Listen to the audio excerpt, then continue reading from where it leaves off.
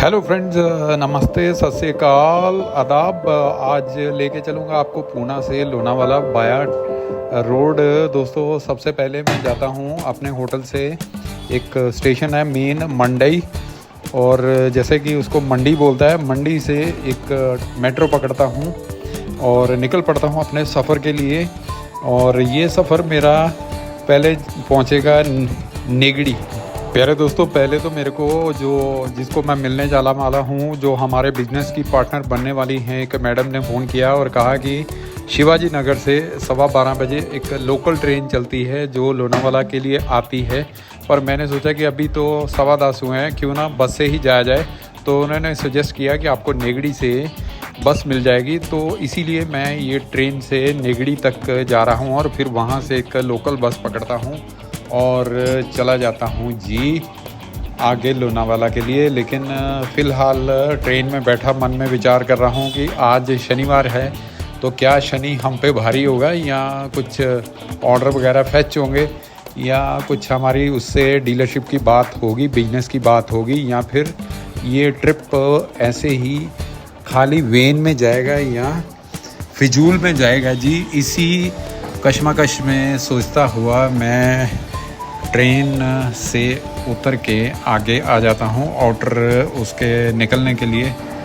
हालांकि दिसंबर की आज 7 तारीख है। हमारे नॉर्थ में तो बहुत ज़्यादा ठंडी है, लेकिन यहाँ आज भी धूप खिली हुई है और हल्के हल्के बादल हैं, लेकिन उससे फ़र्क नहीं पड़ रहा क्योंकि टेम्परेचर 28 के लगभग है और बहुत ही प्लेजेंट और एकदम सुखद एटमॉस्फेयर है। हवा ठंडी है, लेकिन बिल्कुल ठंडी महसूस नहीं हो रही और बहुत ही शानदार मौसम है। इसी मौसम के बीच मैं आगे बढ़ता हुआ, ये है पिंपरी चिंचवड़, जहाँ से मैं उतर जाता हूँ नीचे और चला जाता हूँ बस पकड़ने के लिए नेगड़ी की। तो नीचे आता हूँ पिंपरी चिंचवड़ म्यूनसिपल कॉरपोरेशन के सामने से। दोस्तों, ये पिंपरी चिंचवड़ म्यूनसिपल कॉरपोरेशन में भी मैंने अपनी एप्लीकेशन दी हुई है प्रोडक्ट को अप्रूवल के लिए जी। अगर यहाँ हमारा प्रोडक्ट अप्रूव हो जाता है तो बहुत सारी एक नए रास्ते खुल जाएंगे सेल्स के लिए जी हमारे। इसी सोचो विचारों के साथ मैं लिफ्ट से बाहर आ जाता हूँ, जहाँ बिल्कुल वॉकिंग एरिया में भी लोगों ने पार्किंग लगा करके छोड़ी है बाइक की। ये देखिए वो मैप है जहाँ से मुझे एक बस पकड़नी है नेगड़ी की। तो यहाँ लोकल बस जो सेंटर में से होके गुजरती है दोनों रोड के, वो बस पकड़ के मेरे को अभी नेगड़ी जाना है। मैं धीरे धीरे सरकता तो नहीं, चलता हुआ तेज़ी से कदम उठाता हुआ दोस्तों चल रहा हूँ, निकल जाता हूँ पिंपरी चिंचवड़ आगे से नेगड़ी के लिए। बिल्कुल साथ ही साथ म्यूनसिपल कॉरपोरेशन पिंपरी चिंचवड़ की महानगर पालिका के साथ साथ। और दोस्तों, क्योंकि ये एरिया मेरे को थोड़ा सा परिचित हो गया, सामने है अंबेडकर भवन और जहाँ अभी इनाग्रेट हुआ है उनकी मूर्ति, और ये है बड़ा सा चौक। और इसके उस पार भी हमारे 2-3 डीलर हैं और एक बहुत सारी बड़ी कंपनी है KSB और फिनोलेक्स। तो ये है वो बस, लोकल बस जो नेगड़ी से आई है या नेगड़ी को जाएगी। चलिए जाकर पता करते हैं। वो सामने एक स्टॉपेज है और जैसे हम स्टॉपेज के क्लोज आते हैं तो महिंद्रा वाले भाई हर जगह पे घुस रहे हैं, चाहे वो छोटा हाथी के मुकाबले में हो, ट्रक के मुकाबले में हो, टिप्पर में हो, और या फिर हाउसिंग सोसाइटी में हो, कहीं भी हो, महिंद्रा हर जगह पे अपने बाजू और पैर पसार रहा है। और एक अच्छी बात है कि एक इंडियन कंपनी होने के नाते वो बढ़ फूल रही है और अच्छी प्रोग्रेस कर रही है। नो डाउट उसके प्रोडक्ट भी वर्ल्ड क्लास और क्वालिटी क्लास के हैं। जैसे मैं यहाँ अंदर आता हूँ तो मेरे को पता लगता है कि भाई इस स्टॉपेज से नेगड़ी के लिए बस नहीं जाती, मुझे ये रोड के दूसरी ओर जो स्टॉपेज बना है वहाँ जाना पड़ेगा। फिर वहाँ से जाके ये देखिए नीचे से भी गाड़ियाँ आ रही हैं और जा रही हैं। हाँ जी, मुझे दूसरी ओर जाके भी देखिए कितना गैप छोड़ा है, ताकि कोई खुदकुशी करने के लिए आगे जाके ऊपर से छलांग ना लगा दे। भगवान ना करे ये मेरे मन में कैसे ख्याल आ गया, किसी के मन में ये ख्याल आए भी ना। तो मैं ऐसे उसको चक्कर डाल के दूसरे स्टॉपेज के लिए और जाता हूँ। ये कोई सिक्योरिटी का बनाया हुआ है जो खाली पड़ा है। हाँ, ये रोड के साथ ही साथ वो लोकल बस का एक स्टॉपेज आ जाता है यहाँ से फिर मैं दौड़ के बस पकड़ लेता हूँ नेगड़ी की, क्योंकि नेगड़ी जाऊँगा तो फिर मुझे को नेगड़ी से ही लोनावाला की बस मिलेगी जी।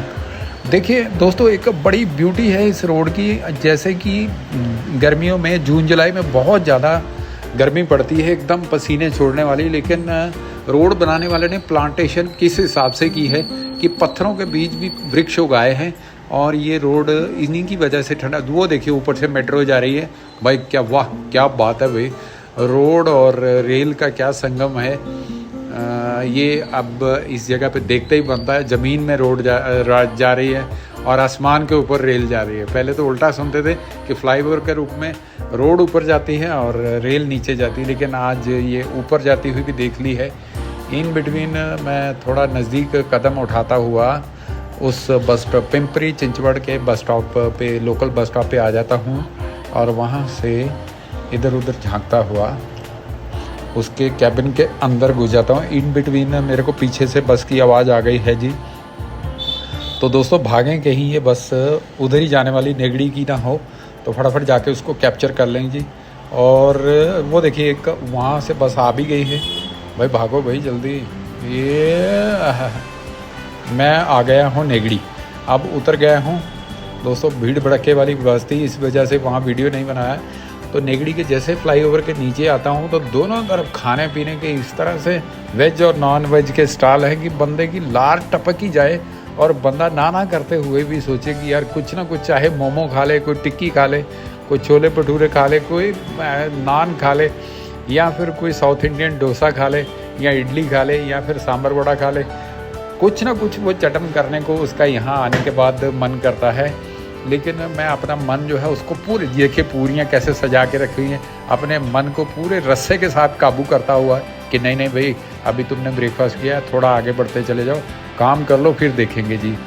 तो मैं मन महसूस करके अपने मन को पूरे मोटे रस्से के साथ बांध के इस खाने पीने वाली चीज़ों की गली से गुजर जाता हूँ और जाके आगे देखिए क्या संगम है भाई। यहाँ खरबूजे भी आ गए हैं और ये हैं सेब, और उधर बिक रहे हैं अमरूद। तीनों फसल जो हैं या तीनों फल जो हैं एक अजीबोगरीब। इन बिटवीन मैं बस पकड़ लेता हूँ नेगड़ी की, बहुत देर बाद आई, धूप लग रही थी तो बैक सीट पे बैठ जाता हूँ। भाई शुक्र है कहीं सीट तो मिल गई, और वहाँ बैठने के बाद मैं अपने हुलिया संवारना चालू कर देता हूँ और कोशिश करता हूँ। अरे देखिए पीछे कितनी, ये मुंबई रोड है दोस्तों, कितनी भीड़ है आगे और पीछे। आगे भी इतनी बस ज़्यादा ट्रैफिक है और पीछे भी इतनी ज़्यादा ट्रैफिक है, और आजू बाजू में है पूरा खंडर तो नहीं कह सकते भाई, पहाड़ियाँ, और ये कुछ और जगह है जहाँ पे जाम लगने की वजह से रोड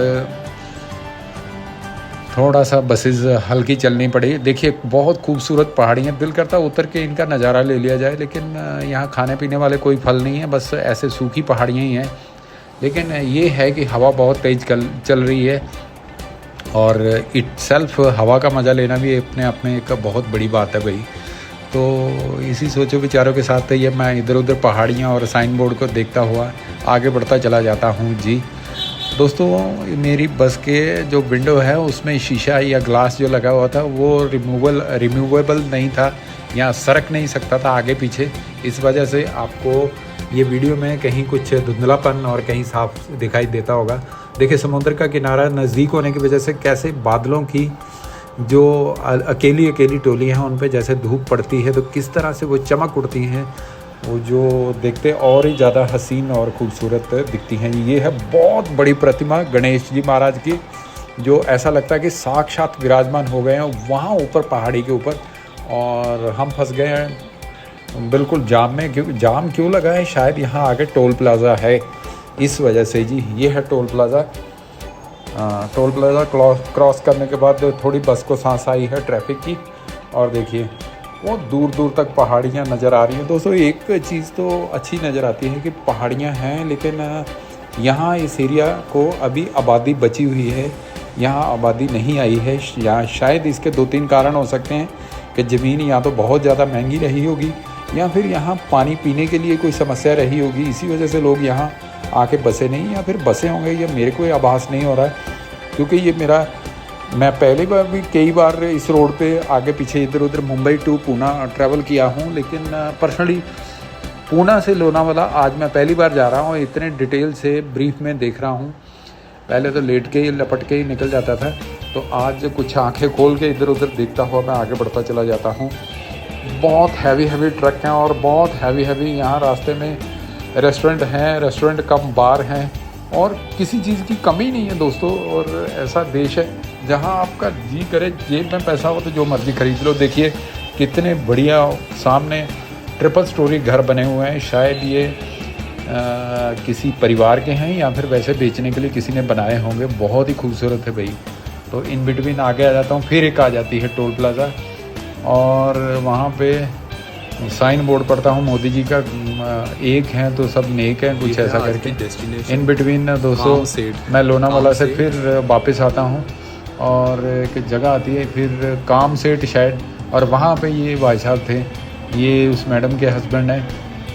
और जब इनसे बातचीत करी गई एजेंसी या डीलरशिप की, तो ये लोग भाई साहब बहुत ज़्यादा ऊपर के मार्जिन पे बैठे हुए थे और इनको लगा कि मैं तो बस एक नॉर्मल सा मार्जिन देने वाली का एक कंपनी का बंदा हूँ। तो मेरे को इन्होंने बड़े प्यार से एक गन्ने का हाफ जूस पिला के इग्नोर कर दिया। एनीवे कोई बात नहीं, ये बिजनेस में होता ही रहता है दोस्तों। इस तरह से आज की जर्नी गुजरी। मैं वापस आके लोकल ट्रेन के लिए वहाँ प्लेटफॉर्म पे खड़ा जाता हूँ, तो ये एक ट्रेन आ गई है और जैसे रुकेगी दोस्तों इसमें झपाटा मार के फटाफट अंदर घुस जाते हैं जी, ताकि टाइम से ही अपने होटल पहुंच जाएं, क्योंकि यहाँ से जाते हुए भी मेरे को कम से कम 2-2.5 घंटे लगने हैं जी। तो मैं घुस जाता हूँ ट्रेन में और इधर उधर का नज़ारा लेता हूँ। और दोस्तों काली मिट्टी, काला मेरा, वो कबीर साहब क्या कहते हैं, काली मेरी चमड़ी काला मेरा बेस, वो कुछ ऐसा ही तरह की ये मिट्टी है भाई, काली, जो बिल्कुल मतलब उपजाऊ है और गन्ने और कपास के लिए तो बेहद ख़ास मिट्टी है ये, और एकदम जोशीली मिट्टी है और बहुत ही ज़्यादा उपजाऊ। दोस्तों सामने कहीं कहीं कुछ झाड़ियाँ नज़र आ जाती हैं और कहीं कुछ खेत जो है उपजाऊ भी नज़र आ जाते हैं। खेत खलियान देख के मन एकदम खुश होने लगता है, क्योंकि ज्वार मक्की सब कुछ हो सकता है इस उपजाऊ ज़मीन में। ऐसी उपजाऊ ज़मीन शायद ही पूरे भारतवर्ष में कहीं और है जैसे महाराष्ट्र में है। भगवान इसको नज़र ना लगाए जी और इसको दिन दुगनी रात चौगनी और तरक्की बख्शे जी। ये हमारे देश का भविष्य है, हमारे बच्चों से जुड़ी हुई हमारी मिट्टी हमारी माँ है जी। तो देखिए कैसे खेत किसी ने जोत के एकदम से बढ़िया बना दिए हैं, शायद अगली फसल के लिए। दोस्तों मैंने बहुत सारे खेत देखे, लेकिन यहाँ किसी भी खेत में अभी गेहूँ उगती हुई मेरे को नज़र नहीं आई, और अभी धान भी किधर भी नज़र नहीं आ रही है। धान के खेत ही हैं जो जुताई करके ऐसे बढ़िया बनाए गए हैं। दोस्तों ये एक वाहिद ऐसा एरिया था जहाँ नदियाँ और नाले मेरे को रास्ते में काफ़ी नज़र आए जी। पानी की कोई कमी नहीं भी नज़र आ रही है, क्योंकि नदियाँ नाले थे। देखिए भैंसें वहाँ चर के आ रही हैं, कुछ गाय भी हैं, और फिर बड़े बड़े वृक्ष हैं और एक ये आगे चारे का खेत है और पीछे बड़ी बड़ी बिल्डिंगें बन रही हैं। दोस्तों ये देखिए लोगों के रहने का घरौंदे जो है बहुत कमी और शॉर्टेज है यहाँ। एक सिंगल बेड वाला जो फ्लैट है वो 1 करोड़ को टच कर रहा है जी। बहुत महंगाई है, डिपेंड करता है कि वो कौन से एरिया में है। इतने में ट्रेन जगह जगह रुक के जाती है। ये कौन से स्टेशन पे रुकी है, ना कोई चढ़ा है ना कोई उतरा है लेकिन फिर भी चल पड़ी है। चलिए ये कन्वीनियंट है। दोस्तों एक बात देखने को आई है महाराष्ट्र में, जो कि इसकी ब्यूटी है, यहाँ की इसकी खूबसूरती है भाई। यहाँ बिहार और कोलकाता की तरह थू और गंदगी ऐसी कुछ नहीं है। मतलब जितना हमने स्प्लिटिंग पान की और वो दूसरी सिगरेट वाली वहाँ देखी है, यहाँ इस एरिया में बिल्कुल भी नहीं है। और ये अच्छी बात है, भगवान इसको नज़र से बचाए रखे जी। और ऐसी गंदी आदत से जो मावा पान बीड़ी और थू करने वाला जो मटेरियल है वो ना ही कोई यूज़ करे तो ज़्यादा अच्छा है। देखिए दूर दूर तक धरती है और फिर धरती के पीछे छोटे छोटे पहाड़ हैं जो देखने में बहुत ज़्यादा खूबसूरत लगते हैं। और इसी खूबसूरती को निहारता हुआ मैं वहाँ बैठा मुंह उठा के बाहर विंडो से देख रहा था, और ट्रेन थी सरपट दौड़ती हुई मुझे पूना की ओर लेके भाग रही थी। और मैं कोशिश कर रहा था कि टाइम से पहुंच जाऊं, फिर जाके अपने होटल में आराम करूं जी। आज दिन में फटीग बहुत हो गई है। सैटरडे था, सोचा था कि भाई शनि महाराज थोड़ा हम पे दया करेंगे और हमारा लोहा थोड़ा बिक जाएगा, लेकिन इनफैक्ट अभी कुछ बातचीत आगे बढ़ती हुई दिखाई देती नहीं है जी। मैंने अपना प्रपोज़ल उनके पास छोड़ दिया है। होपफुली जब उनको समझ आएगा तो हमको शनि महाराज की कृपा होगी और ऑर्डर भी मिल जाएगा जी।